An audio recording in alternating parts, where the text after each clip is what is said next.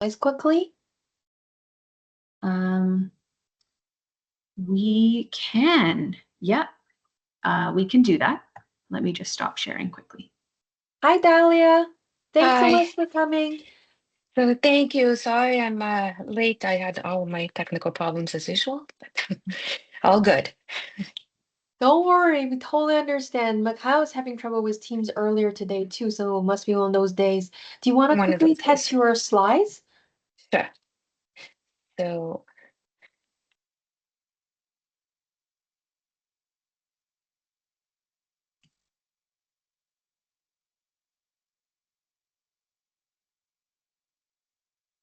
it's too slow this way, so I'll do that like that.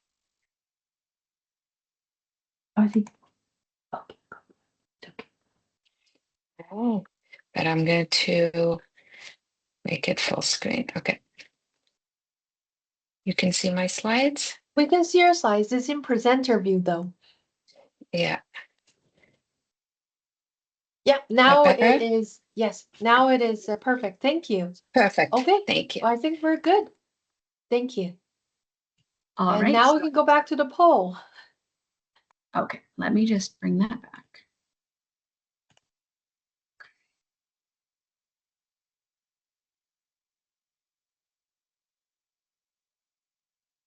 Oops. Okay. Yeah, so we did have a few votes. If anyone wants to still vote in, please go ahead and you can scan this QR code, or you can enter the number that's on the slide and go to slido.com. So we were wondering which remote monitoring devices or platforms you're using in your practice. And so far, we've got Katie and Spencer medication dispenser, passive home monitoring, Telerehab, wearable insoles, telehealth, Teams, Zoom, Telemerge, smartwatches, and falls pendants like Odyssey Go pendant. So thanks so much. And by the way, sometimes technology can be a little tricky. So if you're having trouble using Slido, you can also put your answer in the chat. I will compile all this at the end as well. Otherwise, why don't I'll leave the Slido open, but maybe in the interest of time, because we've actually got 3 speakers planned for this next hour, why don't we dive right in? So I want to welcome everyone to our session, which is on Telerehab Showcase. So we've got 3 exciting presentations, and then we'll aim to have a Q&A at the end as well. Just want to remind you all of our Toronto Rehab Telerehab Working Group. It would be great if you all could introduce yourselves in the chat. We always love to know who's here in our community, and we always love to try to build community. Also, just keep in mind that we do have a Canadian Telerehab Community of Practice website. And if you wish to have your details included in our directory, you can also scan the QR code to join our directory. You can see who else is part of our community, and you can all interact together as well. So from this group, I know Angie's here and Meichi as well. And it's Meichi and I's pleasure to co-lead this group. So I want to first introduce Dr. Rocco Calabro. Please have a look at the slide. He is such an accomplished researcher and scientist and clinician joining us from Italy. And as you can see here, that he's been head of a behavioral and robotic neurorehabilitation laboratory that has demonstrated growing interest in innovation technology, rehabilitation-induced functional connectivity, and translational neurorehabilitation, and has actually been included among the top scientists by Expertscape ranking in neurorehabilitation and the world's 2% scientists 2023 and 2024. So we are so honored and grateful to have Dr. Calabro here. Thank you. And then we'll have Dr. Dahlia Carey, who is a full professor at University of Montreal, physiotherapist by training, researcher at CRIR as well, was nominated to the Royal Society of Canada's College of New Scholars, Artists and Scientists in 2021. A research interest focus on development, evaluation, and implementation of innovations in rehab, in particular Telerehab. and is currently co-leading a large pan-Canadian team of researchers and partners examining ethical and equity considerations for Telerehab. And then last and most certainly not least, we'll have Dr. Rina Aluwalia, a nurse practitioner and clinical lead at Toronto Grace Health Centre, who integrates design thinking and healthcare innovation to enhance remote care monitoring and patient experience. Her work bridges clinical insight with technology to create more human-centered, connected systems of care. And research interests include implementation of digital tools and quality improvement and streamlining clinical processes. So with that, I'm going to stop sharing this part. And then I'll bring up Dr. Calabro's slides. So just bear with me one moment. Yeah.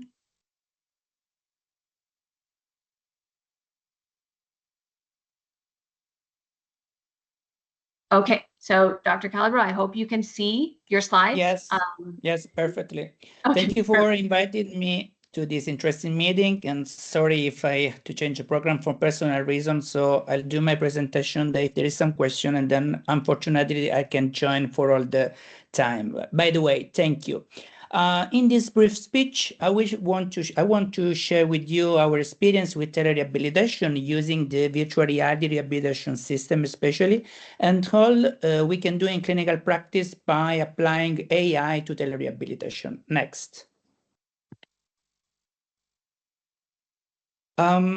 As you know, just for definition, AI refers to those computer systems that are designed to perform those tasks that usually are done by human intelligence, such as reasoning, adapting the behavior over time, and also solving problems. And just to avoid confusion, as you can see here, artificial intelligence comprehends machine learnings and deep learning, where machine learnings are those algorithms that whose performance improve as they are exposed to more data over time, while deep learning are made up of neural networks.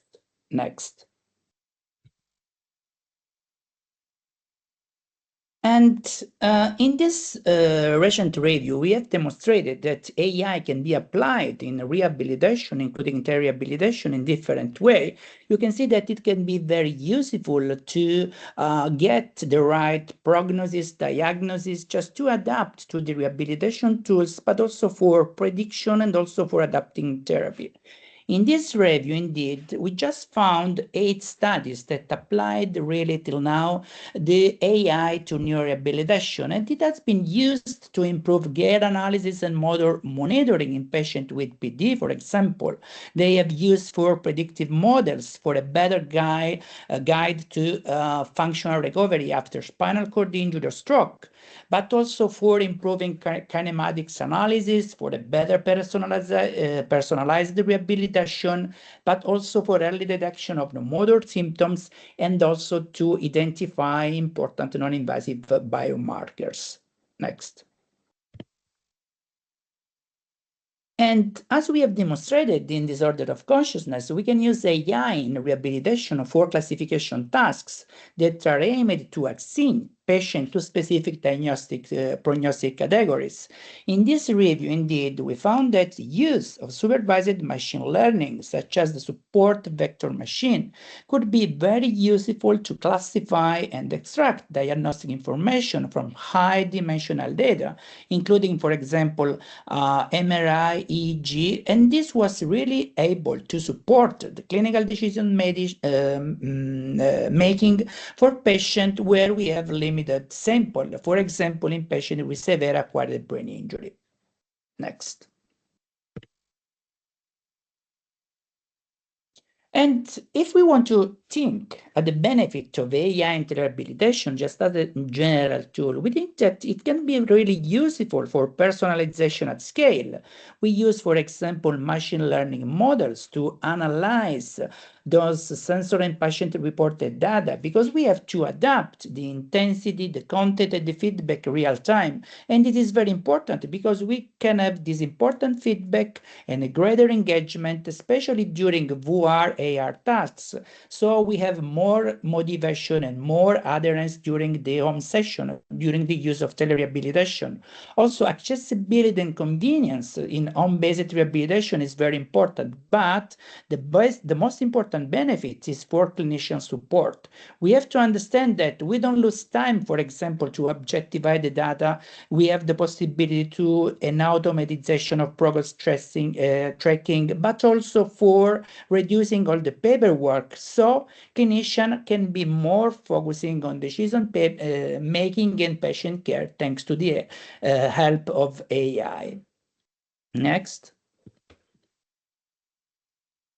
And this is one of our paper when we used tools that AI usually use to analyze the data. Indeed, in this exploratory study, we tried to understand which were the best parameters that were able to influence the rehabilitation programs by using JSON and CVS.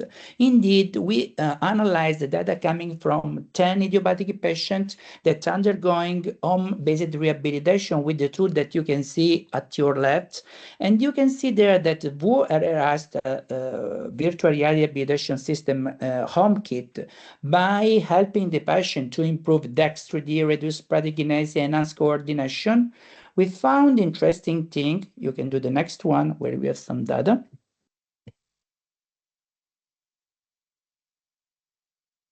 You see here that by applying that AI tool, using this matrix in reaching exercise, catching exercise, we find interesting correlation that let the patient improve over time for a prediction of the recovery of patient affected by Parkinson's disease. And we found that the ON stage correlated with the movement duration and the repetition. So we can say that as important clinical impact, when we use AI tools to analyze the exercise of the patient, this can provide a more objective motor assessment parameters for a better remote evaluation that can support a more personalized treatment. That are the aim of AI-driven telerehabilitation. Next.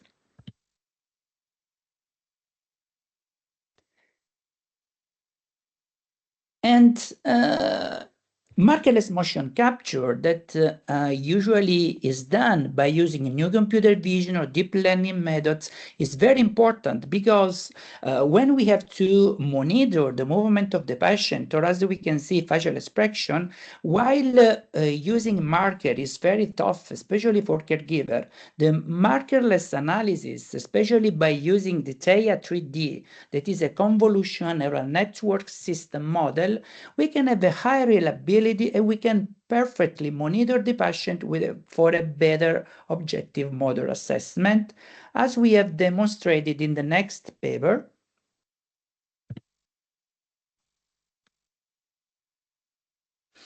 Where you can see here that pose estimation can be done with different tools. We can use PoseNet, MoveNet, BlazePose, and this is really important for an automatic motion analysis, and that is deployed on edge devices like Raspberry Pi that are able to extract, as you can see from the feature, the different joint kinematics in real time and then send the data to the cloud, where we have big data and where all this data can be analyzed, transformed, and we found which was the best compromise between performance and accuracy when we analyzed this kind of movement via telerehabilitation. And we found that the best way was to use the MoveNet Lightning 8.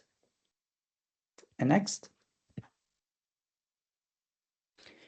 At the same time, it was also important to use the facial expression recognition by using the MediaPipe face mesh. Analyzing different expression was really important. Eu estou numa reunião aqui. Sorry?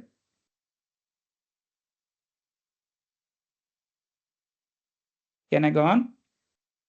Yes, I think Okay, you can sorry. go on. Yeah. I think somebody unmuted themselves accidentally. That must be what we heard in the background. So sorry about that, Dr. Calabro. Please continue on. It's okay. The work by using this emotional AI was really important because we noted how to detect during the telerehabilitation attention, mood, and behavior through the face expression recognition. It was very important for a more adaptive rehabilitation by linking the emotional engagement that was analyzed by AI doing TR and cognitive and motor performance. Next. So, thanks to our informatics team, we tried to understand which was the best way to have a continuous remote monitoring of this patient to have a better motivation, a better engagement, and better outcomes. So we applied such a long short-term memory model to analyze and classify the temporal sequence of both facial expression and movement data. So we tried two kinds of data fusion, early fusion and intermediate fusion, to understand which was better. And you can see in the next slide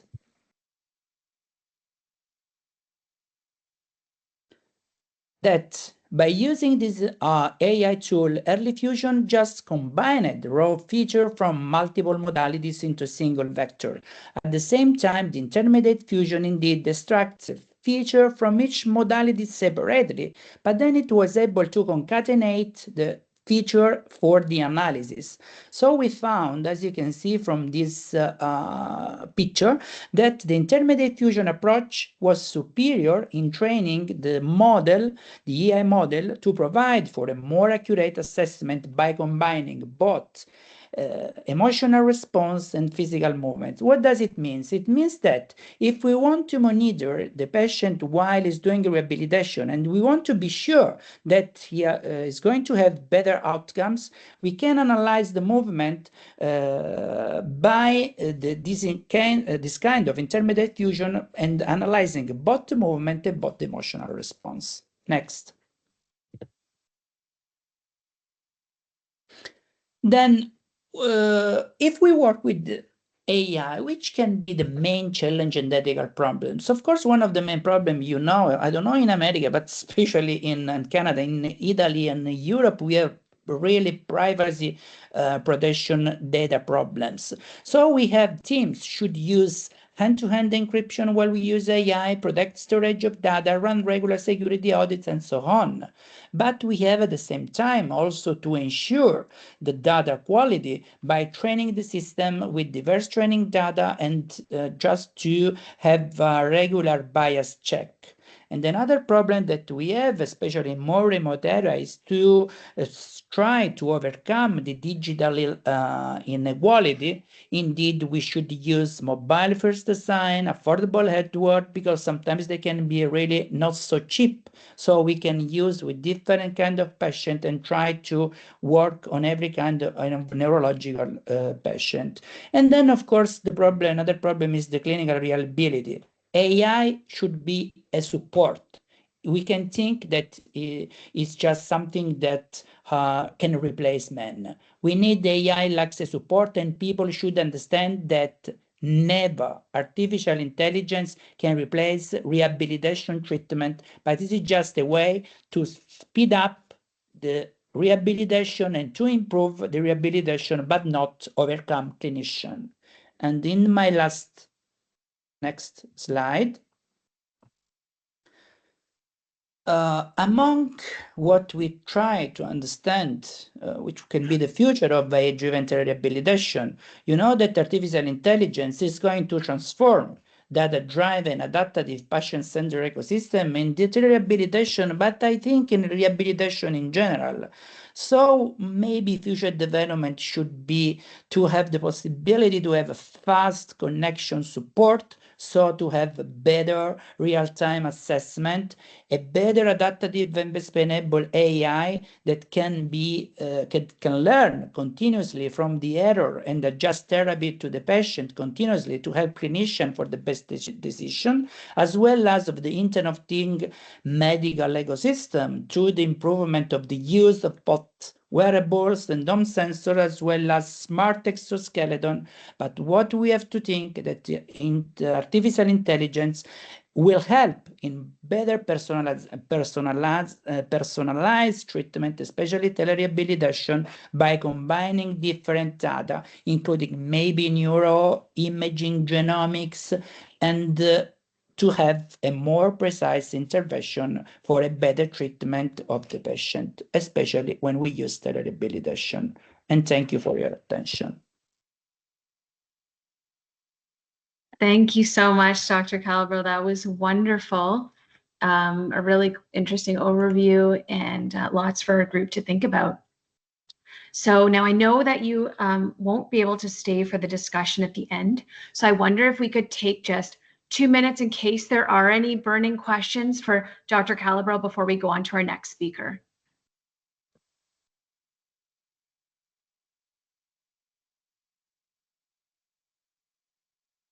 Dahlia, go ahead. Thank you. Thank you very much for the really interesting talk. I was really interested by the use of the telerehabilitation with the facial recognition and emotion. And I'm wondering what your experience has been with that. Is it improving over time as the technologies evolve, and how it's informed maybe some of your work? Oh, thank you for this question. We are just in a, pilot studies trying to understand which is the best way, because, it's not so easy. I'm not in informatics, so I can give you the perfect data, how my informatics colleague to understand these things. But as clinician, I think it will be very interesting because, for example, when patients are alone and try to do telerehabilitation without the supervision, I think the best use will be that, because if we have a face-to-face contact, like for example this interesting meeting, I can see your face, I can see your behavior, I can see if you are you pay attention or not. But when patients use telerehabilitation alone in an offline model, they can have, for example, many problems because they can be bored, they cannot be motivated. The use of this kind of post evaluation of facial expression can help to understand the motivation, the attention of the patient, and also to understand if there are problems, detecting some problems, they say, like, for example, mood changes, depression, and so on. And it can be, if it will be applied in clinical practice, it can be very useful, I think. Thank you. Thank you so much, Dr. Calabro. And I've actually read like many of your papers, and now I can be like, I have met RS Calabro. So it's thank you so much for taking the time, and especially because I know you have a lot going on today. So thank you. Yes. Thanks to you. Thanks to you. Bye-bye. Have a good Bye. continuation. Okay, wonderful. So I think next was it Rena? Yeah. Okay, so the floor is yours. Thank you. I'm just going to share my screen. If it's okay, I might just go off camera because my internet sometimes is when sharing both, it gets a bit choppy. And appreciate all of you for being here today and having me on this call. This is such a beautiful community that continues to grow, and once again, very thankful to be a part of. And wow, what a wonderful presentation just before mine. So hopefully I can keep your interests piqued as we discuss more. So I'm a nurse practitioner. I'm also a clinical lead at Toronto Grace Health Centre. I work in the remote care monitoring program as well as the outpatient clinics. And so I'm going to give you a bit of an overview today of what the remote care monitoring program is, how it works, the devices that we currently use, some of the wraparound elements. So we do have a clinical extension, as well as one of our wellness programs that we really had a wonderful opportunity to have a feasibility study on as well. Our program has been really interesting in the space of, our focus is on geriatrics and older adults. And I just wanted to slide this image here, the study that was done in 2024, just recognizing that older adults are certainly engaging in using digital tools. They have technology. I think the stereotype has been that, older individuals are not interested in trying things online, but we are seeing more and more that they certainly are adopting that way of finding connection and using tools to help them age safely in place at home. And that's really our goal with our program. And the neat thing as well is that our program actually combines the hardware and software of being a program that supports folks who are essentially going from hospital to their home and their communities, and doing it in a way that they actually get to stay there, and doing it in a way that they stay there safely. So the RCM program provides a call center that is 24/7, 365. They also provide a personalized client escalation pathway, which involves some of the care team that I'll talk a little more about. There's province-wide deployment, as well as deployment now in BC and PEI. And we get to work with a secondary organization called GRT Health, and they're the folks who actually have created the software that we use for our digital dashboards. They create the interoperability with the devices and have really been, our champion partners in creating this large program. So at one point, so the program sort of came out of COVID in response to getting folks home safely and using mechanisms that may not have been human capacity, but using tools that are digital to actually get them home. So at some point we were around 20,000 individuals with pendants. And as you all probably know, with healthcare funding, that flexes. So in this recent year, so it was about 2020, in about 2023 or so, we were up 20K. Then we're flexing down a little bit now, but we're really excited about the opportunities that are out there to be able to actually work across Canada, ideally, but even just address some of the issues across Ontario. So, our goals are support safe aging in place, bridge to long-term care supports. So really helping folks navigate care and getting to the destination that meets, their high state of quality of care as well. Early detection. Of course, all of us are trying to reduce ED visits and unnecessary visits to urgent care, where, we're able to actually provide resources to places that we need, and also enhance communication with healthcare providers. So as Dr. Rocco was saying, as clinicians, we can be overwhelmed by the amount of data and using AI and using digital tools, but it's actually quite interesting. It streamlines some of our work, and it streamlines ways to communicate with our clients safely. So to be enrolled in our program, we sort of have a blanket admission criteria. We've got sort of this list here. So 60 plus, so our demographic is older adults, those who are falling into the clinical frailty scale. So we really revised this aspect of our criteria most recently. We want to ensure that we are focusing on those who are frail, generally living alone, those who are most vulnerable in our communities as well, and then those who have 3+ chronic illnesses. So that's been interesting because, there's a lot of flex when it comes to, how do we make sure that's going to the right person and is being utilized in the right way. And there's a lot of lessons learned, and I could keep talking about that, but that would be another presentation. So I'll focus a little more on what our devices are now each of those devices as well have criteria to fit into. I won't go through all of them in detail, but I am happy to chat with anyone who is interested. So I'll start with our personal alert monitoring pendant. So that's the Odyssey Go pendant that we use. It's really excellent because folks can wear it around their neck or they can wear it on their wrist. It provides two-way voice communication, so it almost works as a cell phone. So our call center can call into the device and actually have the client answer. And the client can press the button and call into the call center. If there is a situation that they are in need of urgent help, once again, they call the call center, they can escalate that. And or if they fall, there is motion detector on it, so it should go off and immediately connect. We do have criteria where we want to make sure, like I said, that it's tailored to the individuals.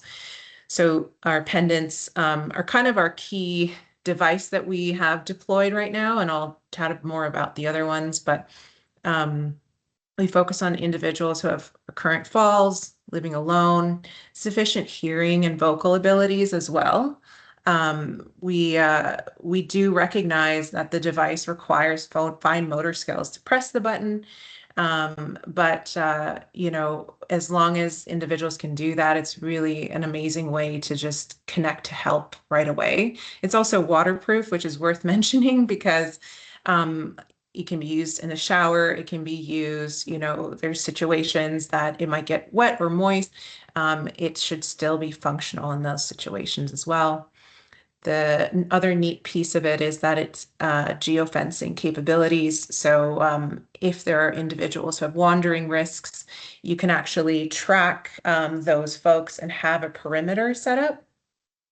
And what's nice is the data that is set up on where individuals travel to, that's actually kept. So if an individual goes beyond what their you know, normal travel route is or the perimeter that's set up, and once again, that's folks who wander with cognitive impairments, we're able to see, okay, this is totally different than what they do, or oh no, this is what they normally do.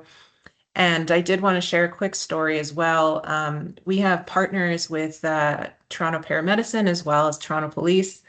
And a police officer actually had called in, noting that I think the family member mentioned that the person who was considered lost actually had a pendant on them. And so our call center was able to find the live location of this individual who happened to be on a bus, and call the pendant, speak to the bus driver, and resolve the situation. So they were able to come to a stop where the police were able to pick up this person and connect them back to their family, totally de-escalate the situation and resolve it within, you know, a number of hours versus potentially a number of days where someone can be missing. So it was really, really interesting to see how we're kind of live testing ways to help individuals, once again, age safely, prevent ED visits, and utilize resources in kind of a streamlined fashion. I also wanted to talk about something quite interesting that we have begun to roll out. It's an AI feature. We like to call her AI Amy. And Amy is a chatbot that we use for folks who have low battery notifications on their pendants. So our pendants require it to be charged for at least 2 hours a day. So ideally we have it overnight. And there are times when folks are not able to do that or they don't remember. Again, completely understandable, but it does create a bit of a queue. Oh, sorry. Don't know what happened there. Sorry, the presentation, are you able to see it again? I don't know why it stopped sharing Yeah, there. it's back up. You're good. Okay, thank you. And so I wanted to actually share a conversation that happened with AI Amy with one of the individuals. And this was really cool because, again, this was, you know, Amy's supposed to prompt, and she did prompt charging the battery, but she also in the secondary term was able to figure something really neat out. So I'll play kind of the clip and then explain further. Hi, this is Amy calling on behalf of the Toronto Grace Health Center Remote Care Monitoring Program. I hope you're doing well today. I'm reaching out because we've noticed that the battery level of Azaniv Boyajian's Odyssey Go personal alert device is currently low. I just wanted to remind you to recharge it so you can continue to use it without any interruptions. If you've already taken care of it, that's great. If not, it's super easy and just place it in the charging cradle or... So I'll skip through her instructions, but I think you kind of get that. And then I'm going to go. Otherwise, if it's no good, they're going to do surgery. But meanwhile, in a month or so before I go, I need somebody at home. P.S. Where you do, because they come, they clean my house, they give me So showers. she's sort of explaining what's going on in her home. And then I'm going to skip again. I didn't know they're going to exercise me. See, my brain is not working. Okay. So now they're telling me don't answer the phone. People, they bad. Let me connect you with... I don't. Pain. I take Tylenol my time, that doesn't help. You're going through a lot right now, and I want to make sure you get the right support. Let me connect you with an agent who can assist you further. Yeah, I really appreciate somebody they can send it to me here to exercise Hello? me. An agent will be with you as soon as possible. So Amy was able to identify that this individual asked for physiotherapy. And sorry, I can't play the full clip because it's 3 minutes long, but I think you sort of get the piece there where she was able to determine, she's hearing that this person needs additional support. They were mentioning that they're having pain. They're mentioning that they need exercise. And so they were able to connect to our call center and then summarize the call. It wasn't a perfect summary, but it was just enough to have the call center prompt our clinical team to say, hey, this person could really use a phone call from one of you guys to actually identify her needs. Does she need OH or Ontario Health, like physiotherapy at home, or to be engaged in programming? So it's been really wonderful to kind of optimize our capacity as well. So, call centers no longer calling these individuals with prompting to charge battery. And then the secondary thing is they're able to tailor responses to what individuals are actually experiencing. So once again, streamlining our work there. So just to quickly go over our other tools, we've got the Carry and the Spencer, which is medication device. It is filled by our pharmacy technicians. They sort of sync up with the prescriber to make sure that they've sort of got specific medications that are rolled up in there. So narcotics, etc. There's a number of criteria to make sure that we're safely providing this. If missed doses happen, there is an alert. Call center will call the client or they'll escalate to a loved one. And what's not shown here is we also have passive home monitoring as well as medical monitoring that we're kind of in a pilot stage of figuring out, focusing on specific populations, CHF and COPD, how we can get these kits in folks' home to monitor oxygen, blood pressure, etc. So once again, I feel like I could keep talking, but I want to be very mindful of the time. We use a documentation and records management dashboard. It is HIPAA compliant. It has integration with all the tools. It is cloud-based as well. It also is roles-based. So if, for example, a clinician versus a call center individual, they see specific parts of it. And so that's really helpful as well for patient privacy. The referral process, you're able to, in a community sense, healthcare providers, focusing on only healthcare professionals, kind of the interdisciplinary team, but they're able to go through the criteria, fill out a referral form. We get the form. We actually decide which device, are they appropriate? Then we send out those devices via mail. We have a virtual phone call that happens to describe installation, and then the call center makes sure that they support those alerts that show up. And then the team liaises with any other service provider as well. Our clinical extension is quite an interesting piece of it. We work with an OT, a social worker, a nurse, and myself. We're kind of bundled into this clinical piece where we're able to respond to clinical issues and or translate situations that might need further education from our non-clinical team members. We also work with OH, community paramedicine, primary care. And we have a transitional program that's a little bit more substantial. And these are for our community hubs, which are actually acute care organizations that can refer to this. So we provide PSW hours for 60 days along with our devices to support folks at home to ensure that their daily activities are actually complemented and they can safely transition from hospital, but are able to leave hospital quicker so that they can, actually be able to be comfortable in their own homes and their spaces. A little bit about the wraparound integrated care programs. We've got a program that we work with the chaplains, actually. They provide one-on-one phone calls very similar to peer support. They're non-secular conversations, and generally we have them working with our RCM population, and they've now expanded to actually other individuals as well without the RCM devices because they've just found that this has been so beneficial.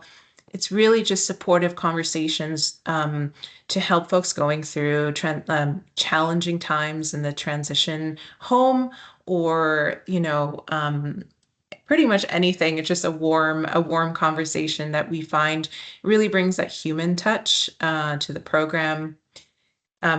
There's also, before I talk about this slide, is it works in many ways that there are palliative care individuals living at home that use the pendant, that actually just sit the pendant on their chest because they're too weak to actually hold a phone up, and the chaplains are able to communicate to them through that, which also is quite beautiful. We have our remote care monitoring exercise program where we've got 2 classes that happen every week. Folks are able to log on via Zoom. They wear their pendants in case they fall. There's a full safety escalation pathway. We've got right now 18 individuals enrolled. It's facilitated by staff as well as volunteers. And we were really lucky to be able to use some of the data that we found, qualitative and quantitative, to put out this feasibility study, which was an excellent way to show that older adults are quite interested in engaging in exercise. And it's a nice way to bridge clinical monitoring and functional wellness as an additional layer. We also saw that each additional comorbidity individuals had, their chance of them actually participating in the program unfortunately declined by 15.8%. So it's important to really recognize that there's additional supports needed to keep folks in these wellness programs, but also tailor them appropriately to some of these pieces as well. I can certainly share the feasibility study to anybody that is interested. And that is wrapping it up. Thank you so much for participating and for hearing my presentation today. Thanks so much, Rena. That was wonderful. And I especially love getting to hear Amy, such practical examples of how your work has made a huge difference for the people that you're impacting. I want to go straight over to Dahlia just to make sure that she's got enough time to go through her slides, and then we'll hopefully still have a few minutes for Q&A at the end. So thanks so much, Rena, and Dahlia, we'll go over to you. Perfect. Thank you very much. Let me just share that. Okay, perfect. Should come up. Okay. So Thank you. Thank you very much for inviting me to talk today to this great community. The goal today really is to give you some examples of how we can combine different technologies, how we've been doing it and what we're thinking about, and kind of generate a bit some thoughts and ideas of how it could be relevant to use the new emerging accessible digital health technologies that are up and coming to optimize care in rehabilitation. So we all know that we have an aging population. We also have an increase in chronic conditions. We have growing rehabilitation needs, but we don't have unlimited rehabilitation resources. And with these limited resources, we often have unmet needs. We often also see limited continuity of care between the different stages of the rehabilitation process, and in particular, when we go from the clinical setting to the home or for more community-based care. And we also know that there's limited access to rehabilitation, in particular in some of the more remote areas, rural areas, or for certain individuals who may have, for example, reduced mobility or different accessibility limitations, or certain marginalized patient groups. So taking all that into account, the way that we've been kind of developing our research has been to really see how we can use and how we can integrate accessible digital health technologies to really enable this continuous and intensive tailored care, especially since we know that intensity of care is important, in particular for certain conditions, certain neurological conditions, for example, and personalizing it, as we heard earlier from our first speaker, is very, very important. So just to give you a few examples of what it could mean to combine different digital health technologies. Sorry, I just need to move some of my windows out of the way. So we can have examples from our lab where we're using telerehabilitation, and we've added on to that virtual reality or augmented reality, and I'll talk a little bit about that, mixed realities, combination of these, or trying to integrate AI to personalize care, really similar to what was described in the first speaker. So just to talk to you a little bit about how we got to where we are, our first studies when we were using exogames, so non-immersive virtual reality games to optimize rehabilitation, intensify it, and use it as a supplement to rehabilitation in stroke patients who were people who had had a stroke and who were undergoing rehabilitation. We did find that there was a benefit to increasing the activity level using the exogames, but this was in person. So our next area that interested us was, well, in these tools, we can monitor people, so use telerehabilitation, but in an asynchronous manner. So asynchronous meaning not live, direct one-on-one like we're doing now, but monitor some data and adjust the level of the exercises, for example, of the games, or choose different games based on their performance. And what we did find was that patients do improve, but they drop off and they have that hat. And we found that especially those that had in the moderate level of function based on the Fugl-Meyer score. So we really saw a very steep increase, but a drop off after the month of use. And what we wanted to see was whether we could try and maintain those gains a little longer and have them actually integrate them into their activities, into their daily living, and see whether the gains can be maintained and the engagement in the activity perhaps maintained over longer periods. So we integrated into this synchronous telerehabilitation, so face to face, as you can see in this picture here. in our study. So in this study, the patient is equipped with equipment at home using a Kinect camera and the exogame, and a therapist is monitoring from a distance. So some of the sessions, once a week or twice a week, depending on the patient's needs, they would call in, they could watch the patient playing their game, and they could see any compensations or how well they were doing and see that it was too easy, for example, that it needed to be progressed. And they could also interact with them and have really develop a therapeutic relationship and talk about goal setting, use motivational interviewing to try and integrate some of the gains that they made into their daily activities and continue to progress even after they start using the technologies. So some of the comments that we are hearing, or we heard from patients, were that they couldn't do certain activities before, and now they were starting to do them. They were starting to use it to dress, to wash, to do activities around the house. So we were hearing those comments in particular from people who used it more hours in the week. So again, that intensity was important, and we were starting to see them integrating it into their activities. Now we're also interested, and we're starting to look at augmented reality technologies. So augmented realities are when we can see our environment around us. When we're wearing, for example, in this case, wearing the head-mounted device, you can see your environment around you, but you have virtual objects that are being placed into your visual field.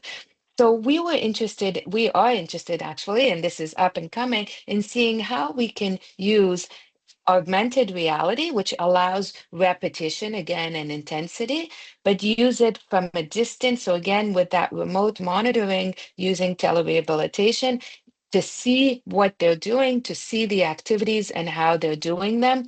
And we're also interested in seeing how we can include, here we can see the wearables. So in this case, as watches or as rings, how we can integrate that to provide information to the clinician to better inform clinical decision making. Should we make it harder? Should we make it easier? Are they using their arms? Are they more active during the day, during the activity, as well as during the day? What does it tell us so that we can really try to personalize the care that's provided?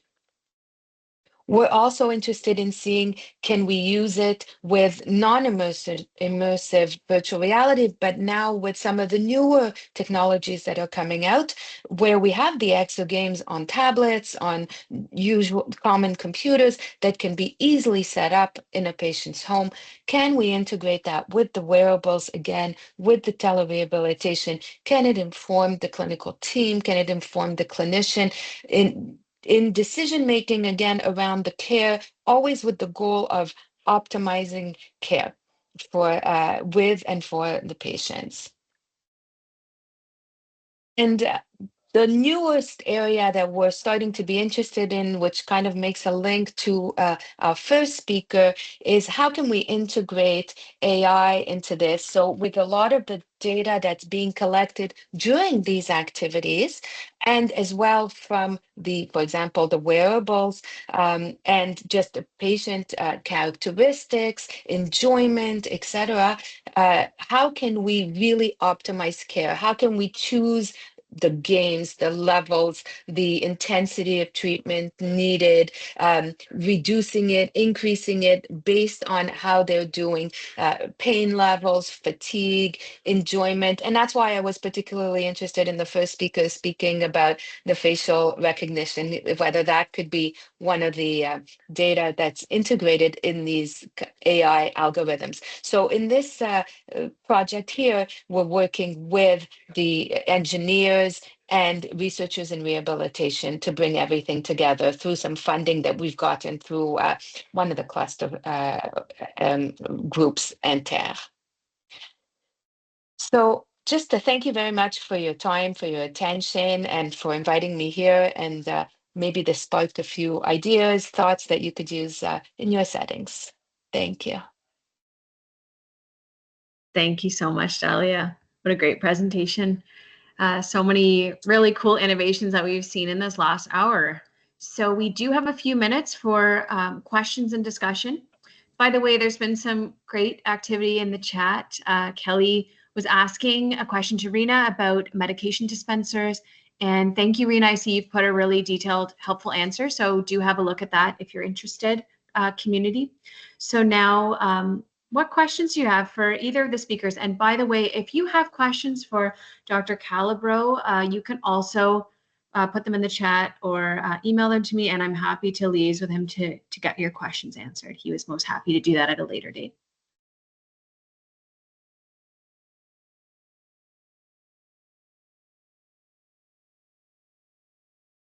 May I ask what brand of medication dispensers you guys have? For sure. So, is that for me, Michi? Yes. Yeah. That would be, so the brand is a Carry device. I think I wrote Carry and it ended up being autocorrected as Katie in the poll. So sorry about that. So it's a Carry and Spencer device. So those are the actual brand names. Well, that is really, really cool. And how much is one of those cost? So to the program, I don't know the breakdown of the specific cost, but I'm sure I could find that for you. But to the community who are actually enrolled in it, the program's actually free. So the pendants right now are for a year, and we reassess the eligibility as they go along. And there's an opportunity to have a subscription after that, but the Carry and all the other devices are free as well. Great presentations. It was so good. I'm gonna stop talking just because I don't want to hog all the questions, but I had like more things to ask. My question here is also for Rena again about the Odyssey. Is that company, do they do that with other in different provinces as well, or is it specific in Ontario? It's a great question. So the kind of how it works is that we're almost like the broker of the device. So we don't we haven't made the Odyssey Go. The Odyssey Go is a separate device that we vetted and now use. And GRT is the company that we use that sort of we've collaborated with to create that digital dashboard, et cetera, and interoperability with all the devices. So our program right now is Ontario focus with expansion to BC as well as PEI. There's a pilot going on in PEI, and BC has now adopted the pendants and are actually using our call center to help support with some of the alerts. So I'm not sure when it comes to Odyssey being available in other provinces, but I'm sure there are opportunities. And if we are certainly open to, if you think that this would be useful in other places, please send me an email and maybe we can chat further. Yeah, I was thinking, because the call center is the issue. Like I'm from, I work in Nunavut, and we have remote clients everywhere across the territory, and just wondering if that's the biggest struggle we have with our home care patients is that there's no call center in Nunavut for that. But if there was a device that can use a call center somewhere else, okay, I will be Absolutely. emailing you. Yeah, absolutely. And essentially the devices work if there's Wi-Fi and there's cell service. So that's a sort of important piece as well, but definitely email me. Thanks so much, Rena. Rena, there's a couple other questions for you in the chat. Are you able to see those? Oops. Yeah, I see here who maintains those devices. That's a really good question, especially from the community perspective. So we have field technicians who actually in the past had gone out to the homes and installed some of the devices. Right now, we move them to more of a virtual base where they are able to call folks, because we found that there's a lot more time that's wasted with going into some of the homes where we could just streamline that. But if there are situations where there needs to be troubleshooting, they can call, the field techs will help with, if there's battery issues, we need to send a replacement. The carry devices are also quite interesting because as you can all imagine working in the community, there's situations where, you know, there's homes that have lots of items in it, including critters that like to find warm spaces. And so when those the pharmacy techs actually go to the homes to replace the medications, they're flagging those items. If the machine is no longer working, we actually bring it back, it gets refurbished, and then we reassess kind of how we move them back into the homes or whether they're eligible or not. So it's kind of a multi-process there. And then I see another question, is a smart AI robot multilingual? Is that, I think you're referring to the AI Amy. I think right now they're piloting English as the primary language. I would guess that there is opportunity, of course, to have multiple languages, but because we just rolled it out, we haven't actually implemented any other language, just for safety and liability, to make sure that it's sort of doing the thing that we're asking it to do. And also, how many people in your call center supporting the calls? I think we have a team of it's not, I think it's 20. Don't quote me. I don't know how much staff we specifically have, but I know that it is 24 hours. We have multiple shifts. So and then that's for Ontario, but there are more for BC that are supporting as well. I was to present with the manager of the program, who has a little bit more of those pieces. So I apologize. I don't know the exact number there.